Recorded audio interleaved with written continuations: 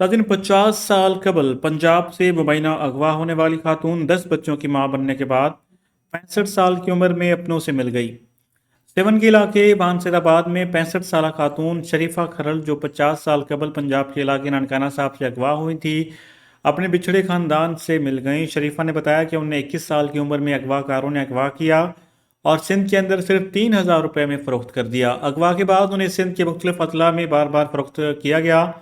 आखिरकार भानसदाबाद के रिहायशी रमज़ान बुगियों ने उन्हें खरीद कर उनसे निकाह कर लिया। शरीफा ने बताया कि इलाके के नेकदल शख्स अयाज बुगियों की मदद से वो 50 साल बाद अपने ख़ानदान से मिलने में कामयाब हुई। अपने पिछले ख़ानदान से मिलने पर शरीफा खुशी से फूल न समा रही थी। उन्होंने बताया कि वालदेन और दीगर बहन भाई तवील जुदाई के दौरान इंतकाल कर चुके हैं और अब सिर्फ वो और उनकी बहन अमीरा ही रह गई हैं। बिछड़ी बहनों की मुलाकात पर दोनों बहनें जज्बात पर काबू न रख सकीं। बहन अमीरा ने बताया कि वालिद ने शरीफा की तलाश में घर के तमाम जेवरात तक बेच दिए मगर वो न मिल सकीं। उस खुशी के मौके पर घर में मिठाई और मीठी डिशेज़ का एहतमाम भी किया गया।